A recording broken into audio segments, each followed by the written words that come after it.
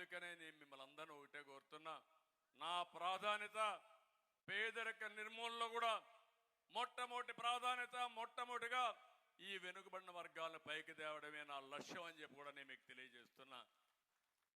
ఎప్పుడు కూడా ఒక మంచి కార్యక్రమం చేయాలనుకుంటే రాజకీయాల్లో అవకాశం ఇవ్వాలి.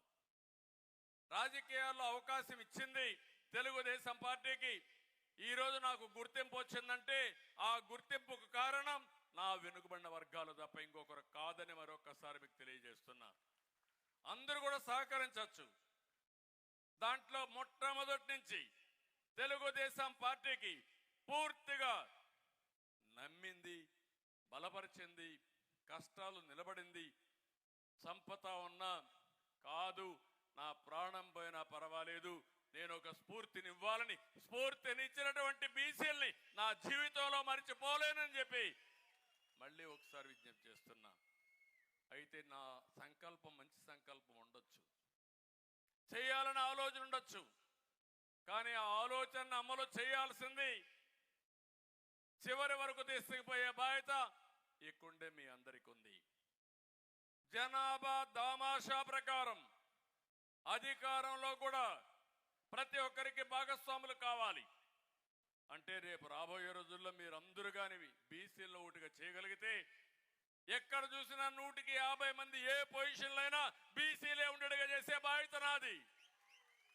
అది చెయ్యాలంటే కన్సాలిడేషన్ రావాలి.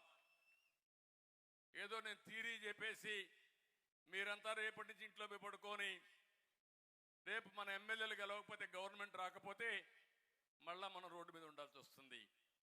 ఆ చైతన్యం మీకు 100 రోజులు కౌంట్ డౌన్ ప్రారంభమైంది. జగన్మోహన్ రెడ్డి పని అయిపోయింది, సినిమా అయిపోయింది, ఇంకేం ఉండదు. గెలిచే అవకాశం కూడా లేదు. లెక్క పెట్టుకోవాలి ఎన్ని సీట్లు వస్తాయని. కానీ ఈరోజు మన మీద బాధ్యత ఉంది. ఈ రాష్ట్ర పునర్నిర్మాణం జరగాలి, పూర్వ వైభవాన్ని తేవాలి. మళ్ళీ ఇన్ని సంవత్సరాలుగా ఈ పార్టీకి అండగా ఉన్న వ్యక్తులకి బీసీలకి న్యాయం చేసే బాధ్యత తీసుకునే బాధ్యత మనందరిపైన ఉంది.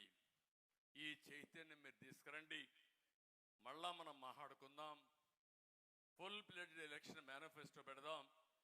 వచ్చిన వెంటనే అధికారంలో వచ్చిన తర్వాత ఎక్కడ రాజకీయంగా ఎట్లా పైకి తేవాలి, ఎంతమందికి ఎమ్మెల్యేలకు ఇవ్వగలుగుతాం, ఎంతమంది ఎంపీలకు ఇవ్వగలుగుతాం, ఇవి మ్యాక్సిమం ఇచ్చుకుంటూనే ఆ తర్వాత కూడా ఎంతమందికి ఎమ్మెల్సీలుగా ఇవ్వగలుగుతాం, ఎంతమంది కార్పొరేషన్గా కానీ ఎంపీలుగా రాజ్యసభ కానీ ఇవ్వగలుగుతాం, ఇవన్నీ ఇద్దాం.